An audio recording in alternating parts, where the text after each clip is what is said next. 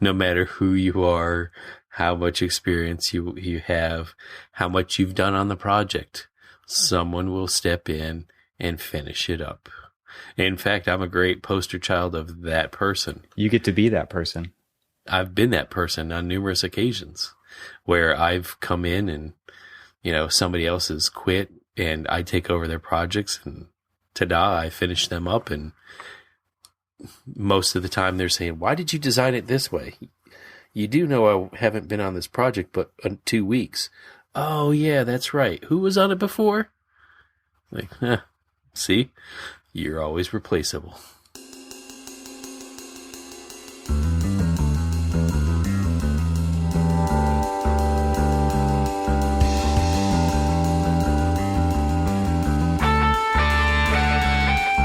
Welcome to the Archispeak podcast, the podcast for architects by architects, where we discuss all things about architecture. I'm Neil Pan. Each episode, Evan Troxel, Cormac Phelan, and me invite you in on the conversation as we talk about everything in the profession, both the good and the bad. Maybe you're considering a career in architecture, you're still in school, or you've been around the block more times than you'd like to admit. Join us in the studio as we gather around the water cooler and talk about this profession we call architecture. It's time for some Archispeak. I died in South Africa, only outlined my body in Tiffany blue. When I died, I drove right in and swam with the dolphins and Lisa Frank. Welcome to episode 35 of the Archispeak podcast. I'm Neil Pan. I'm Evan Troxel. And I'm Cormac Phelan. And this week, we thought we would spend a few minutes talking about some comments we've received back and just some general nice things that have been said about the show, or maybe some not so nice things. We'll see where we go. But I think the first one we wanted to start off with tonight was from episode 30, which is the episode where we talked about, we pointed out a video on Hanley Wood's website that, wasn't very nice about architects. And some of our listeners took it upon themselves to contact the AIA over it. And some things were done about it. And, that's really cool. Yeah, it was. So go ahead and go back and listen to that episode real quick. We'll wait.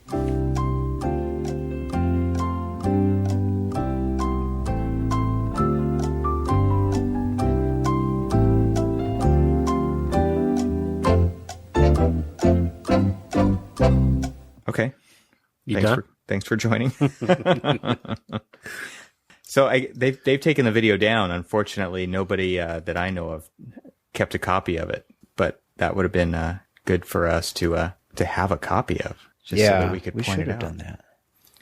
But anyway, yeah. I mean, it was what you guys watched it last. What did it? One of the comments here from Jeremiah Russell was that he says 15 to 20% of the value of the home. So, I mean, obviously they were saying that architects cost up to that much for you to pay a fee. And he says, I want to know how to charge that kind of fee for a single family home or any other project for that matter. Hello, my name is Jeremiah and I am nothing more than a customization and modification expert. Would you like a hot apple pie with that order?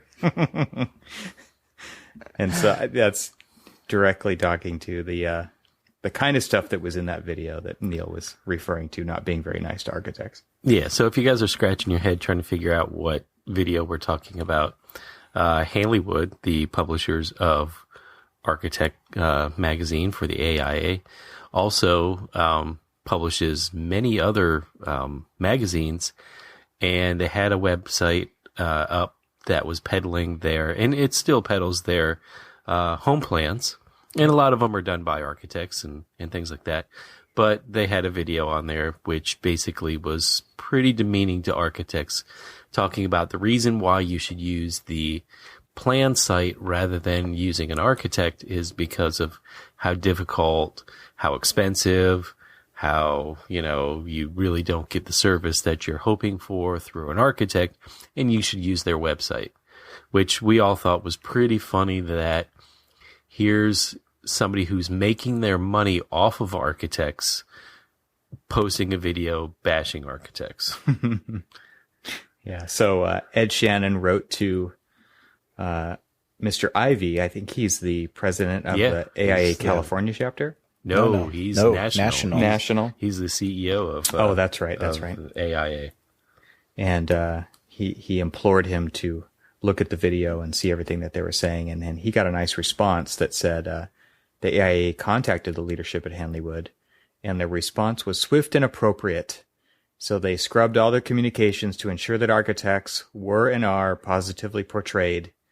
And this particular piece fell through the cracks and was removed immediately. They immediately adjusted how the home service plan is promoted. And he said that you can always ask additional questions to the AIA about this matter. So that was cool that Edward sent that into us just to kind of finish that whole conversation up. It was great that it was a conversation that was being had, across the board on all sorts of architectural professional, this conversation was going on in every neck of the woods.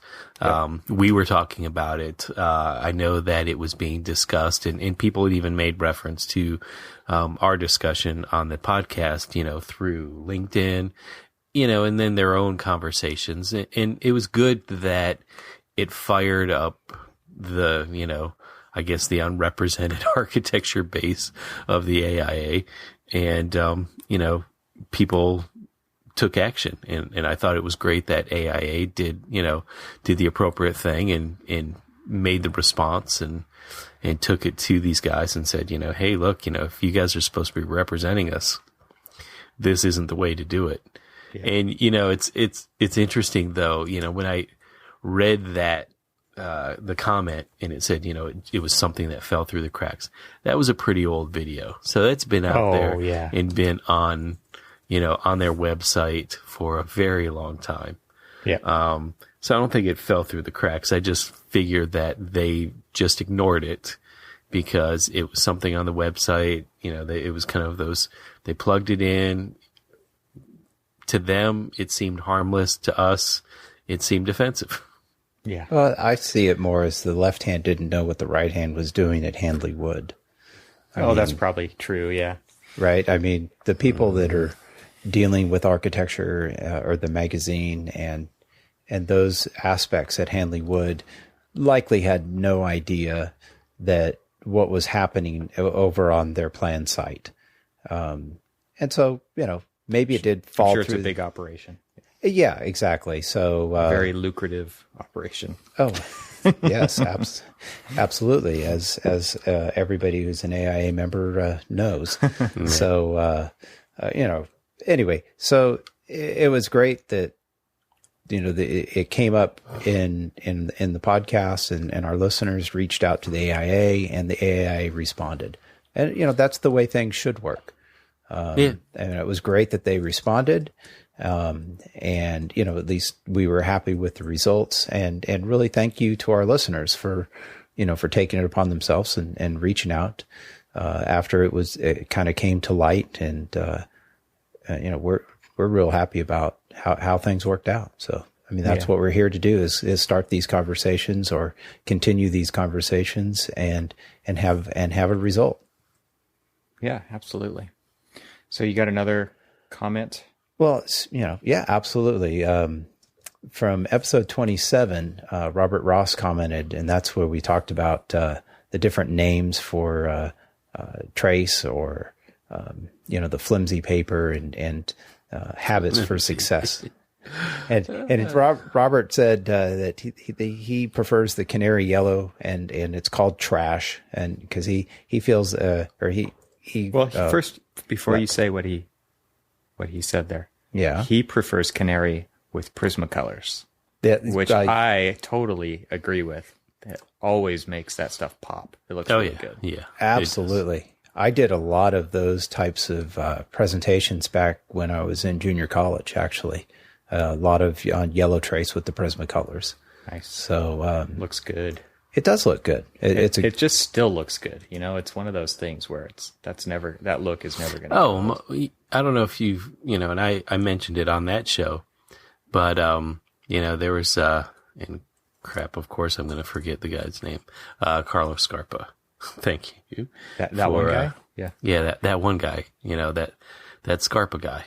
On the Dead Architects episode, right? Yes. Well, I talked about, but I mean, if you look at some of his sketches and drawings, it's on a canary yellow paper or just, it may be, the more butter-colored paper, but it's the layers of drawings, it's sketches, it's floor plans, it's elevations, it's color plans, it's everything on top of each other and on top of each other. And it makes such a dynamic sketch. And all it is on trace paper.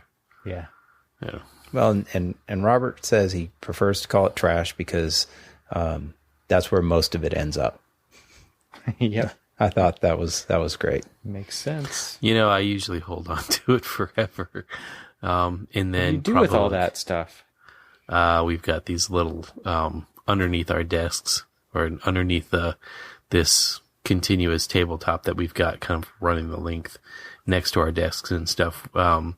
We have like these shelves underneath, and most everybody else has got old drawings and stuff. And mine has old sketch paper and stuff. And, all it is just kind of like logged, under, it's rolled up, per project. Have you guys seen Jeremiah Russell's feed lately? I don't know if he listens to the show or not, but he's a friend of ours on Twitter and Facebook, and I think even on Instagram. He's been putting up a lot of layered trace drawings lately. He's been working it late at night. You can tell there's glasses of wine and pens, and even his son's getting involved helping him draw plans. It's pretty cool. Definitely check that out. Yeah, I actually really like that. A lot more people across the Twitter sphere and whatever else are posting images. It's kind of fun to see other people in action, and just so you kind of can see that they're in there with in the trenches with you. Yeah, yeah. He's got a bunch of good stuff up there, so we should definitely check. Put a link to that in the show notes. Where can you find the show notes for this episode, Neil? I have no idea.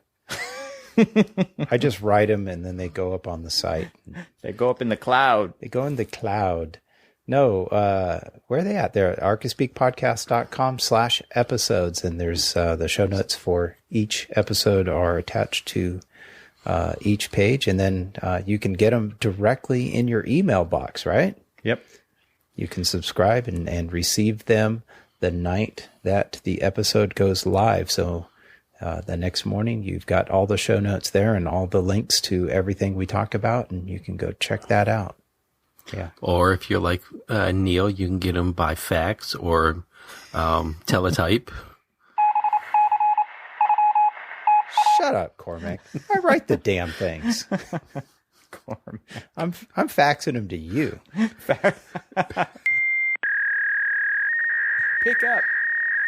Pick up.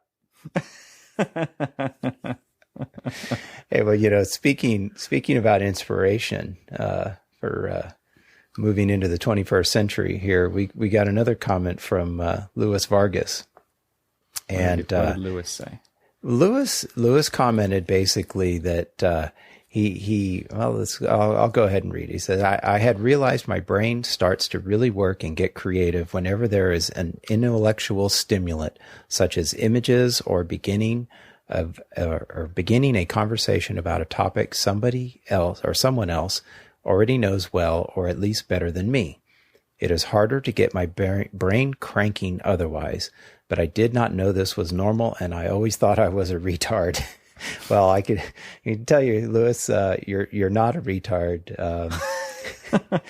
Can we even say that anymore? I don't think so. That's not PC, is it? No, we shouldn't say that. But anyway, the point is that that's pretty normal, and I think anybody that listened to that episode, knows that all of us get our inspiration from many different places and avenues, and that's really how we get going, how we talk about and how we design things. We look at we look at different images, or we talk amongst ourselves in the office or outside the office, and we get inspired.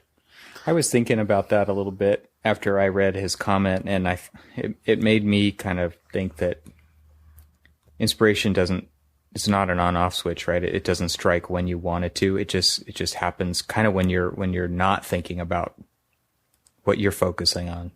That's how it works for me. I can be riding my bike and I'll have like the best brainstorming sessions because my legs are doing something different than my brain is, and nothing's working together.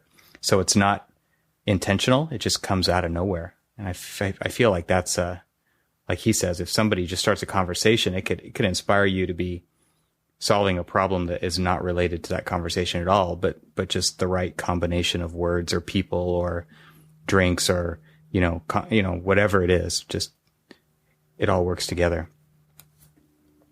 Well, I absolutely. And I think that, when we think about, how do we get inspired? Another comment we got from Greg, Greg, I'm going to mess up your name. Lavadera? Lavadera. There we go. Sorry about that, Greg.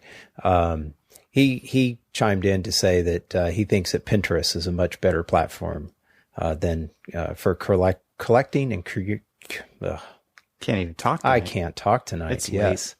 And anyway, curating and sharing inspirations. And he felt that there was a much broader and more diverse than using a site like House. He definitely was much more in favor of Pinterest over a site like House.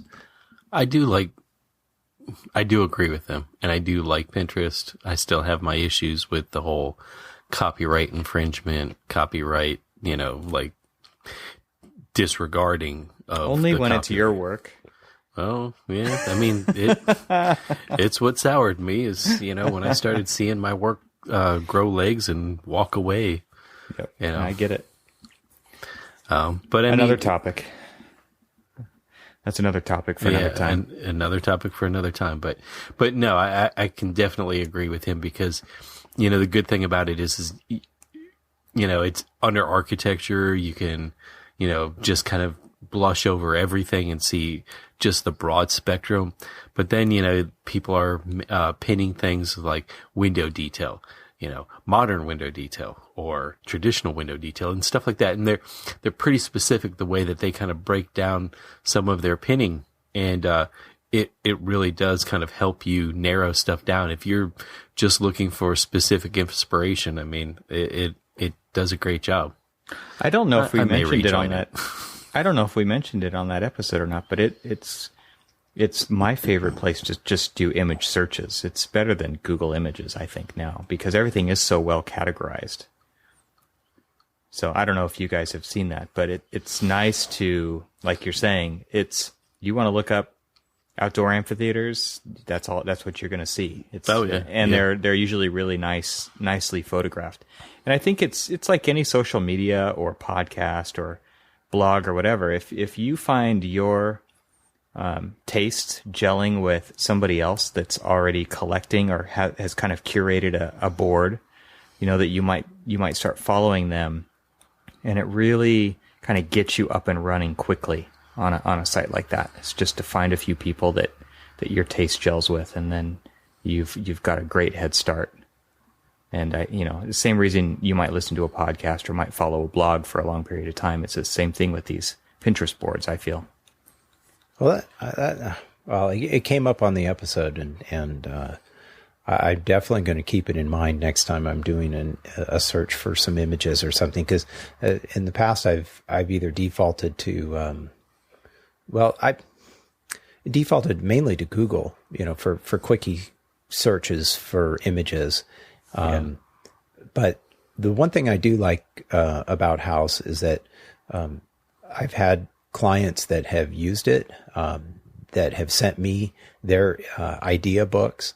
And so where House can be useful is that if I'm doing a search in House, then I can not pin them, but I add. You could save them, yeah. Yeah, I can save those to either their image book or an image book that is specifically about their project, and I can share that directly with them. And it's kind of like a privately shared, image book if I want it to be. Right. And so in that sense, it can be useful as a tool when you're working with your client. So it can serve a different purpose than necessarily Pinterest. But you can actually do that on Pinterest as well. Oh, you can? Okay. Yeah. So like before I got married, I set up a board for my wife and I just to throw stuff into for invitation ideas and location ideas. And I set up a board specifically for invitation stuff, and I invited in the guy who did the letterpress printing on my invitations too, so that he could just see what we were thinking. And he also added stuff to it. So it was a really neat collaborative tool that we used. And the nice thing about it is that it works everywhere. It works across the whole web, right? So you just get the pin it bookmarklet. You could be on any site and you can pin it, and again, this kind of goes back into the whole copyright, intellectual property idea topic that we might have sometime. But it's a nice way for you to just save images without downloading them to your hard drive. Although I do have to say, I do have a folder on my hard drive called lifted images. Just for that reason. I just want to save them, for later. So that's what I did before Pinterest. So we also have, I think, a couple of comments that we wanted to mention. Evan, you posted those. Which ones? Let's see. We spoke a little bit about the one that Jordan had from last week when he became a friend of the show, but I just wanted to kind of hone in on one piece of it. He's a 20-year-old second-year architecture student from the University of South Australia. And this is the kind of comment that we love to see. We've gotten a few of these over the last year or so. But he said he'd like to thank us for the entertaining conversation that we provide in the podcast. The content has opened my eyes to the real world of architecture and has really ignited my passion for the field. I'm a longtime listener, and I just wanted to give back for what you've done for the architecture community. Thanks again, guys. And I love those comments. We've seen quite a few of those where people have even maybe become reacquainted with architecture, who maybe left the field and became recovering architects, or students who were considering going another route. It's been neat to read some of these comments where people say that, this has kind of reinvigorated them and shown them what it's really going to be like. And I think that, that was one of the goals that we set out with in the beginning, was just to talk about how it actually is. And one of the comments we got was that, if we got caught standing around for an hour or 90 minutes around the water cooler, we'd get fired talking about the nonsense that we talk about. But really, this is the kind of stuff that people talk about after hours, and this is the kind of stuff that people talk about in the studio. And, if it doesn't fit exactly what you're looking for at the moment, then come back and try again later. But I feel like even the small talk that we talk about on this podcast is intentional, because it's opening up lines of communication, and we're talking about things that, lots of people are either thinking or contemplating. We get comments all the time where people will listen to this late into the night and they just feel like they're working in a studio because these conversations are happening, and they feel like they're joining right in with us, and they probably are yelling and talking at the computer or at the recording. So we appreciate that, and we love hearing from people who are doing that. Absolutely. Yep. So let's see what else. We had another one from Heimat Kalsa here that I thought was pretty cool. He was listening to episode 30, which was called Do It for Free. And he says, lie to you not, I was listening to this podcast and I was invoicing a client for the last 2 weeks of work, and it felt like I had the Rocky theme song going in the background. I almost added an additional fee called compensation for abuse from previous clients. It's time we get ours. Wow. I love that. Great. That's almost like an additional tax on our fees for the pain and suffering tax, right? Yeah. So Neil, did anything ever happen with that? He's referencing that, the whole additional service charge and all that kind of stuff that you were? Yeah. No. I think on the last update for this one, I had sent something. I had gotten a response after almost a month saying that, yes, I agree to your terms. Please do the work, and I will send you a signed approval tomorrow. This was on a Sunday, so that would have been a Monday. And that was probably about 6 weeks ago.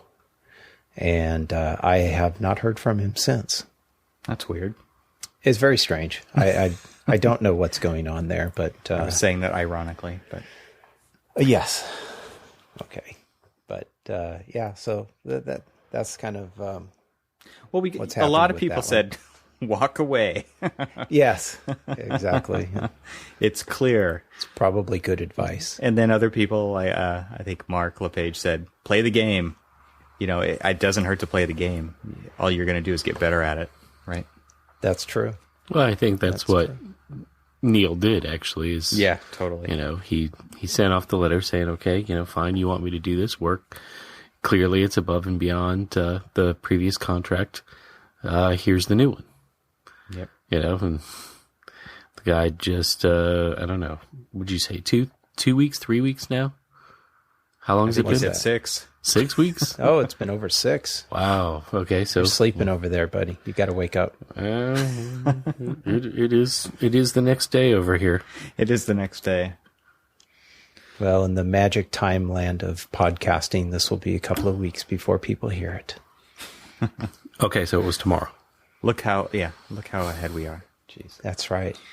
We're looking into the future. So speaking of the future, guys, I want to spring this one on you, even though you don't want to talk about it. Yeah, thanks. But I want you guys to give your sage advice about how to deal with finding time or what you're doing to take your exams. All right, I'll go first, Cormac. You're welcome. Well, I mean, if you were to ask me what I think you're going to ask me, which is what are you watching on TV? No, that's for later. Well, I'm going to answer it now. I'm watching nothing. I mean, I'm studying for my exam. So, basically, I get up at 5 a.m, and just so everybody knows kind of what I'm dealing with. I've got 4 kids. They're all under the age of 12, and so there's all the shuttling and taxiing and the weekend adventures and the stuff that we are very active in the raising of our kids. But, no one's going to take the exams for me. And it's something that's been nagging me for years. And even though I practice, my day job, I don't get to call myself an architect. So I'm going to take care of that. And I'm hoping to get through all that this year. So I get up every morning at 5 and I study for an hour to an hour and a half. And I usually study at least one whole day out of the weekend. And so I just took a test last week and I'm taking another one in 2 weeks. So I'm really trying to crank through some of these, and I passed structures about a month ago. So do you try to space them out, like say a month at a time, or just I would say whatever? 6 weeks is probably a good amount of time between them, because life does happen. Yeah. If and there's never a good time to start, and there's never a good time to study, and there's never a good time to schedule the exam, and there's never enough money in the bank to pay for it, and there's all those things. But honestly, it's like I tell my kids, no one's going to brush your teeth for you. No one's going to clip your nails for you. You've got to do it. And so, I mean, that's all I can do. And I think it's actually great that I can sit at the table and study when they're doing their homework, and they see me doing it. And I feel like it's something that's important for them to see me do, because I am striving for something bigger that is difficult, and they see how difficult it is, Or they're going to hate homework because they're like, oh man, look Well, how I old hate- Dad is. I hate their and he's homework." still doing homework. I hate their homework. I wish school just happened in school. Hey, Cormac, newsflash. You're always going to be doing homework. Yeah, especially with 4 Right? kids, man. Well, I'm thinking bigger, though. I mean, Yeah. we're always learning, right? Yeah, absolutely. I mean, if I wasn't doing this, I would be doing other stuff. I still probably wouldn't be watching too much TV, but it is nice every once in a while to catch a movie or something. So, okay, Cormac, it's your turn. Well, I mean, it's more... Unless you want to ask me more questions, you can do that too. I think 6 weeks is good. Yeah, I mean, normally what I do is in the first 2 weeks of the adventure to the next test, it's, just casual reading. Pull all the material together and just kind of casually read through it. So, I can start to target in on, the strengths and weaknesses of what the next test is going to be. Things that I feel that I already have a pretty confident knowledge about versus, what I think I really need to study more intensely on. And then, within the next, so while I'm doing that kind of like more casual reading over all of the material, when I mean casual, I mean, I'm reading, but I am taking notes and things like that and just kind of prepping up and kind of prioritizing and organizing. And then, the next couple of weeks are really kind of intensely, usually about this is off of what, my old habits were it was really every 4 weeks. So 2 weeks were dedicated to taking the test, 2 weeks were dedicated to the casual reading, and then the other 2 weeks were dedicated to the, the really intense reading, studying, focusing in on, where my strengths, where my weaknesses were, trying to kind of get them up to at least the same level as the things that I feel more confident about. And then early on I started, using the, the ARE forum and stuff like that. But, a lot of times I use it for figuring out what to study, but not listening to the noise of all of these other ones. Oh, well, I was really worried about this because you can kind of get absorbed and sucked into their conversations about their fears of things. And, it starts to play mind games with, your own study pattern. So, I now am kind of vowing that stuff off. Yeah, I think, a couple other strategies that I employ is kind of what you're saying, kind of get a big idea of what it's all about. But then I don't actually schedule the test until I feel like I'm about halfway through the material. And then I'll go ahead and schedule it, because I found that if I schedule it too far in advance, it sneaks up on me.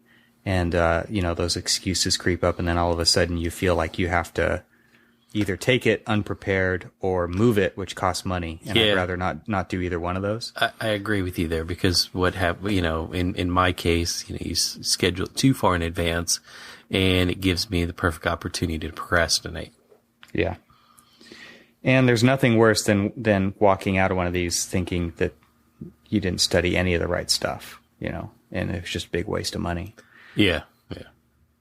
And that's pretty demoralizing. But I would also say that there's almost no way to actually prepare for these. I feel like every time I study for hours and hours and hours and hours, and I'll walk into these tests and there's several WTF questions where it's like, I've never even heard of this. What are they talking about? And how would I even know to study for something like that? Because it's so far out of, there's a lot of questions that are out of the scope of the area that you're supposed to be taking the test in. Well, let me ask you this. There's a lot of, you can ask so many different people, and they do have, you'll probably hear some similar strategies on when they're actually in the moment studying for the test.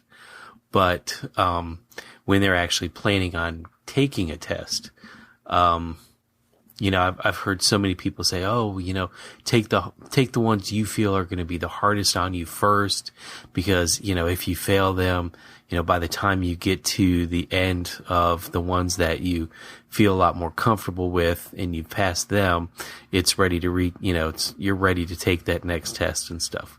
And then there's plenty of time for you to forget everything. Yeah. And then they make sure of that with the 6-month rule. Well, yeah. And then there's the, then there's the other one. It's, that there are certain tests that build on each other, and take them in cluster.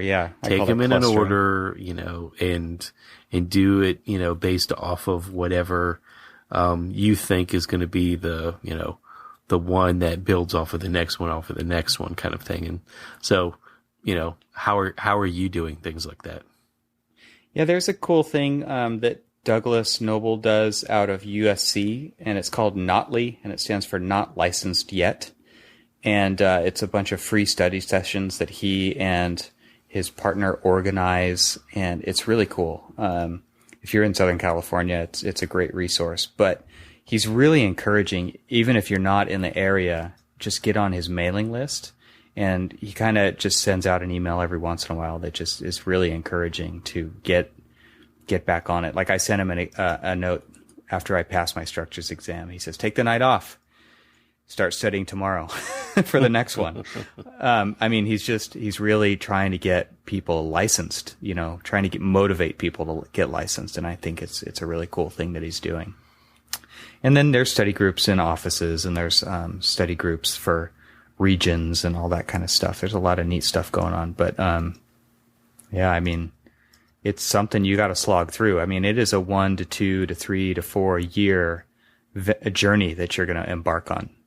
And it takes persistence. It takes some serious persistence to get through it, especially if you've got kids and spouses and all that other life stuff that's going on. People buying houses, buying cars, just getting to work, trying to pay the bills. There's a lot of excuses to get in the way of these exams. But if you just start reading the stuff, and I would actually recommend that the minimum amount of time that you probably need to study in is about 20 minutes. That's it. So you can definitely fit a study session in during your lunch break.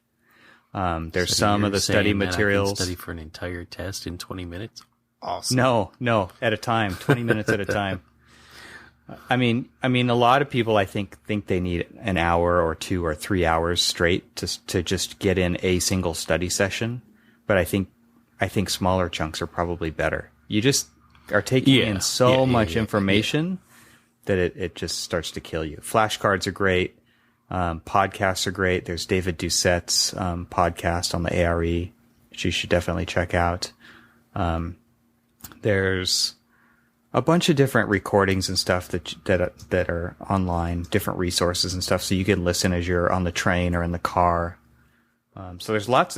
I think that's one of the coolest things about now is that there's so many different types of study materials that you can be studying. I have an app on my iPhone. It's called Quizlet, and it's just it links into a website basically. But what it does is it allows you to have flashcards right on your phone. And I just happened upon it one day, and I did a search. It was just a flashcard site. I was actually looking for something for my wife to quiz our kids with some things. And, just give them an iPad and let them thumb through some math problems, simple addition or whatever. But I just typed in structures, and there they were. Somebody took the time to write in questions and answers for structures flashcards. Really? So it's called Quizlet? Quizlet. Yeah, we'll put a link to that in the show notes. But things like that. There's also Study Blue, I think, is another flashcard type website where people have put on a bunch of ARE stuff. So things are out there. There's no reason not to have material to study. But if you read through the back of the sections on the NCARB, kind of the overview for each section, there is some crazy bibliographies, like the one that I'm studying for now, Site Planning and Design. It's got 30 books, and several of them are over 500 pages long. And it's like, that's the stuff they're pulling these questions from. And I don't know how anybody could study for that kind of stuff. You just can't. You just got to go in and do the best you can. There's lots of people out there who are very supportive. You know, they'll just keep you motivated. Well, you know, and just the, you know, social media community in general, there are a lot of people who are just recently taken and passed all of the tests and are now, you know, recent licensees that are happy to share. You know, I know we've already talked about Jeremiah earlier in his sketches, but you know, he was just recently passed the exam, and you know, he talked about and documented his journey. You know, there's Jenny. Jenny PDX. Yep. On Twitter. Yeah, I mean, there are so many different people who... She published a lot of study guides, like notes that she took. Oh, right? yeah, She yeah, just wrote them all up, and those are great to read through and you kind know, of cram with. So when you're taking this, you know, don't be shy about asking people advice and, you know, opportunity, and people will be out there to offer up some help, offer up their notes, offer up, you know, their ideas or their thoughts on ways to study, what to study. You know, I mean, Evan, you started like rattling off all these different apps and websites and things like that. I mean, they're all out there. Yeah. You know, it's a lot different than, you know, back in, Grandpa Pan's day. I mean, Get off my drafting table. I mean, You guys. you know, where, you know, Hey, you brought this up. You got to take a little bit of abuse. you know, All right, fair enough. where he had to go in there with his abacus and his sandbox to draw out things. All and right, stuff, all right, you know? okay, all right. All right, I got to jump in here, guys. I hear all Back in these- my day. Back in my day, you guys bitch. You got to take Who's only bitching? seven exams. Excuse me. I had to take 10. 8. Look, I live in California too. Okay, sorry. Evan's right. Yes, Evan gets the bonus The lucky exam. Californians. Yes, anyone who lives in California, if for those of you that don't know, which is probably many of our listeners, in the state of California, they used to require an oral exam as the final test.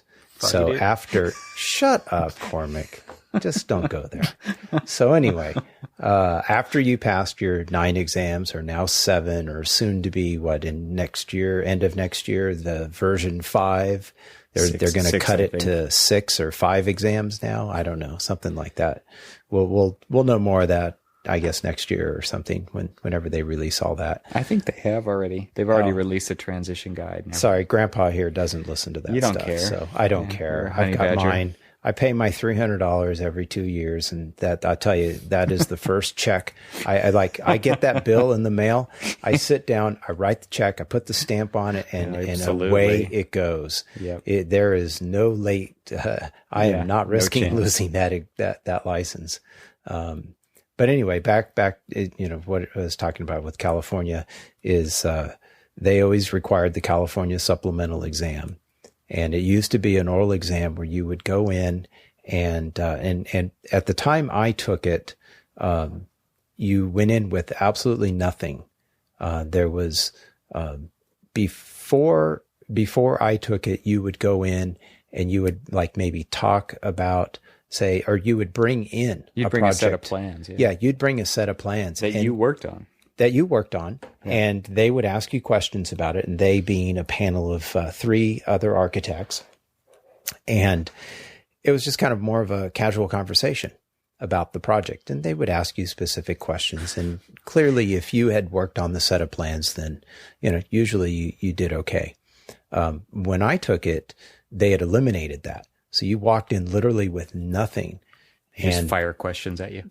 they would fire questions at you, and the questions they would ask you would be, they would start with like, okay, we're going to ask you questions about pre-design. And so they'd launch into all these questions, and then they'd go, okay, now we're going to ask you questions about design development. And the whole reason they would do that part of it was because some of the questions they would ask you would be answered differently, contractually and otherwise. You would you're required to handle them in different manners depending on what phase of the project you're in. And I remember when I took it, I started answering one of the questions. I don't even remember what it was, but I stopped myself as I was, a minute or so in, and I said, well, actually, wait a minute. That's how you would handle it in construction documents. But in this phase in design development, you would do this. And then like 2 questions later, it was almost the same thing. And I said, well, as I was saying just before, in construction documents, you do this, blah, blah, blah. And so it was clear at that point in time, I knew what I was doing, and I passed the exam. But so in California, after you pass all the NCARB exams, you have to take this additional exam. And now, as of, I don't know what, 3-4 years ago now, Evan, they've switched over. I think it's only been a couple years, but maybe 2. Okay, so now it's a computer exam. Now it's an additional computer exam. So I'm completely unfamiliar on that one, but the real reason that I heard that happened was because the waiting list was so long to get in that right? And take the oral that they had to swift the whole, make it faster.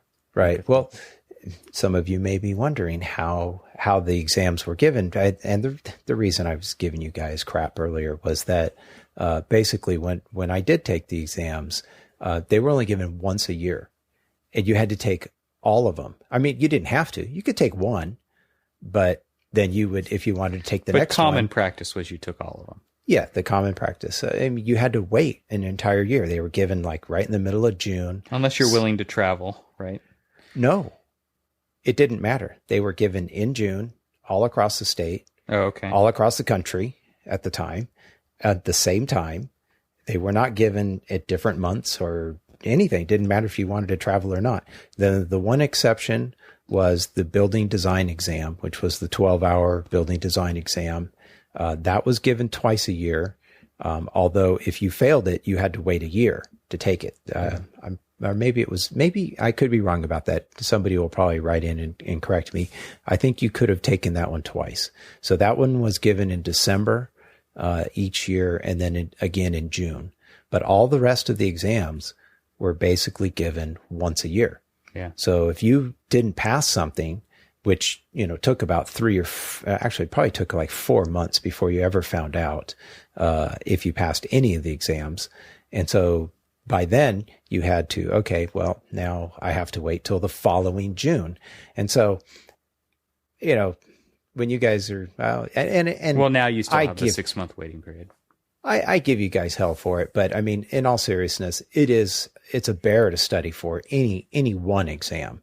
But trying to study for all 9 at one time is pretty monumental. I actually, when I first took the exams, I took my only week of vacation that I had from one of my first jobs after college.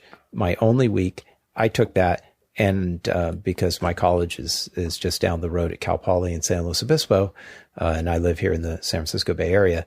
So I actually drove down, stayed with some friends that still lived down there, and would go to the library at my college and actually sit and study for like all day long, and I'd take breaks, come back, go, have lunch, come back, study for 3 or 4 more hours, go have dinner, come back, and study some more. And I did this for like the way I broke it down was like almost one exam every day that I had to completely study for. I wish I could only have to study for a day.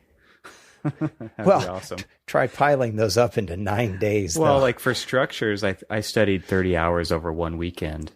Mm-hmm. That was just the one weekend of studying. I was also studying every single day. Right. On top of that. I mean, that was a huge one. And I think, a lot of people get kind of overloaded by just the thought of that exam. It is pretty intimidating. But one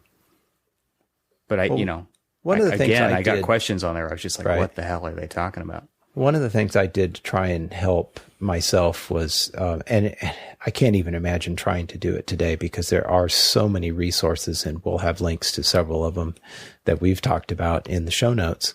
But what helped me was that I focused on one set of study guides, and they were the ALS study guides. I believe they were ALS.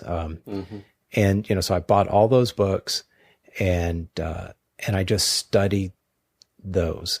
And, back then, the internet, all of the resources that are out there weren't necessarily there. They did have some stuff, but nothing really, I think, online. I mean, you could buy sample exams and some other stuff, but the ALS books were really, to me, it was like, okay, I'm going to focus on this.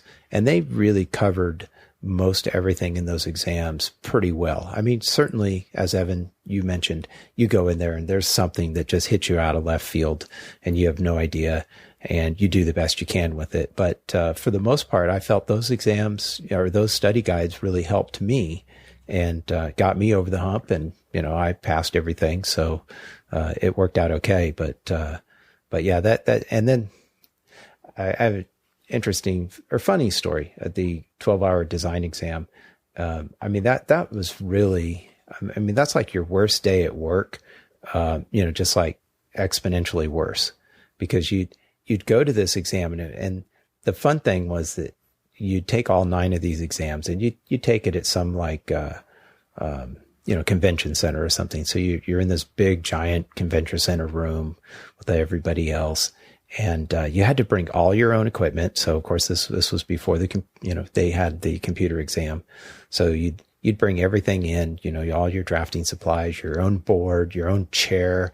I mean, people went absolutely nuts. It was like they built their own little fort inside at their table. I mean, literally a lot of weird stuff.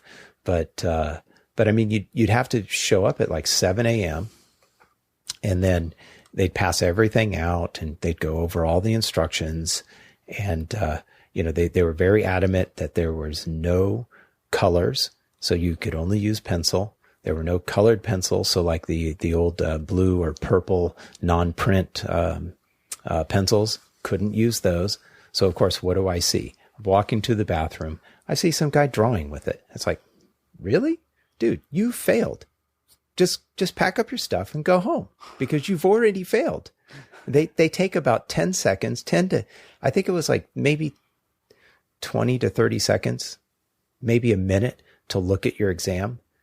And it's like, going back to the problem of not having enough time to judge all these things. You've got hundreds of them, right? So you're looking for certain key things, and it's like, oh, this one's in color, poof, toss.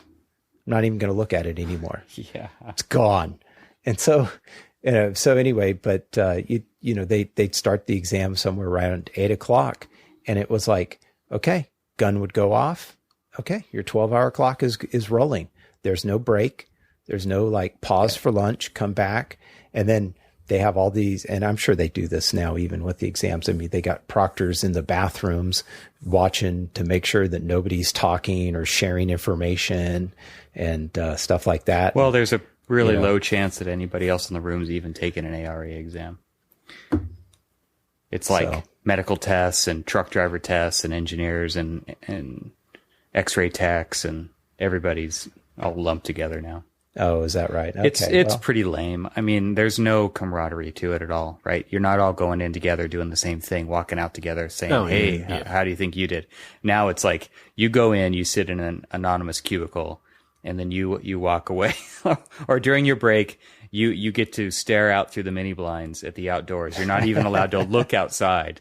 Or go outside. I mean, it's pretty pathetic. Oh, but at least you got a break, man. It's a mandatory break. Oh, is that right? Yeah, okay. 15 minutes. Oh, that's nice. When we were in there, we were there from 8 in the morning till 8 at night, and that. But if you had the time, brutal. you could get up and go take a break, couldn't you? Or you had to sit at your desk? No. That 12 hours was yours. Yeah. You could do whatever you wanted. If you wanted to run around the building run around inside the room or, just sit there and take a nap. I mean, whatever you wanted to do, It was your time. It's just that at the end of that 12 hours, you best have everything done. Yep. So yeah, it was very different, and, it was a lot of fun. Now looking back, it wasn't a whole lot of fun doing it, but I think, I always thought when I first heard that they were splitting up the exams and going onto the computer and you could take them anytime you wanted, I always thought that would be an advantage for most people. Now it's an advantage if you like procrastinating and if you, there's no accountability to it, right? Like you're not going in with a bunch of friends who are saying, hey, how are you doing on your studying? Because we're all going to go take this test once a year. Right. That doesn't happen. So I think that's a big disadvantage. When you mentioned camaraderie, it reminded me when I first took the exams, it almost felt like a little college reunion from the people I went to school with. Yeah. Because we all showed up, essentially. Right. And so, it was a very strange experience. Like, oh, hey, how's it going? So. Well, I think it's a disservice to the profession, the way that it's being run like that. And I get it. I get why they're doing it like that. I mean, it is the model of efficiency, right? But it's just too bad. They've taken the humanity out of it. I mean, not that it was the most humane thing, but it's definitely less than it was. So that's my opinion. So, Cormac, when's the next test? Shoot for the end of the month. So we got to get some people to root for us. That would be cool. And we'd love to, I think it'd be cool to hear other people's stories. Neil, hearing your story, and I hear people's stories in my office. They're always fun to listen to. Oh, yeah.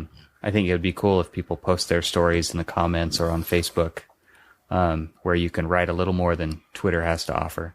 But that'd be fun to hear some of those, and you guys can rag on us for taking so long to get it over with. But, I think that the profession needs, not you, Neil. Not me. Mr. Perfection. No, I just wanted it. I wanted it so over. I just tried to get it done as fast as I could after I graduated college. I think that architects should be rooting for people, for the next crew that's going to come in and take over. I mean, it would be a good thing for the profession. I don't know if anyone's going to do that, but I know people in my office are. I mean, when I passed structures, I got some hugs and we went out for drinks, and it was cool. It was very cool. So it's definitely appreciated. So did you get a raise? Oh, no, you haven't gotten licensed yet. Nope. I'm curious. I would really love to have some listeners comment on what happened once they got licensed with the firm, that they were currently working at. I think that's when you learn the secret handshake. Is that right? Yeah. That didn't happen. And that's about it. I got a big fat nothing. I mean, in all seriousness, I got some, congratulations, obviously, and stuff like that. But unlike, say, like a lawyer passing the bar at the firm, at your law firm, I got nothing. There was no bonus. There was no raise. Not even a cookie? Like, okay. Not even a cookie. No cookies. Sorry. Mm. Yeah, it was, I wasn't expecting anything. So I guess there's that. I can say that, but, I think though in the profession that's it's just not right. I think that once someone becomes licensed, there should be some reward. And oftentimes that reward ends up being with the next firm, right? Because that reward means you can go off on your own. Well, yes, that there is that, but I think the reward is that the next firm that is courting you or that you go to, it's like, yeah, I'm licensed now. So there's like this. Okay, well, instead of $5 an hour, we're going to spend $6 an hour for you. You are dating yourself. Oh, I'm just kidding. I'm just pulling numbers out of the hat. Pulling them out of somewhere. Yeah. Okay. Well, instead of, whatever, you put your own number to it. But I think that you do get rewarded, but unfortunately it's not always with the firm that you're currently working at that when you get licensed. So I'd like to hear from the listeners if that's true or not, or did you experience something different? Yeah, that'd be cool. Well, now that we've alienated more than half of our licensed architect friends here, why don't we wrap it up? All right. Well, with that, if you have any questions or comments, please visit the website, archispeakpodcast.com, and there you'll find links to our individual Twitter accounts and the Archispeak Podcast Facebook page, where Evan so rightly said you can write a little bit more than you can talking to us on Twitter. Tell your story. Absolutely. And in fact, if you'd really like to tell your story and maybe even get it on the air, call us at the Archispeak Podcast Hotline, 415-484-8496. And you can find that number if you missed it on just about every page on the site at archispeakpodcast.com. Cool. All right, guys. With that, everybody, stay subscribed and thanks for listening. Good night. Good night. Good night.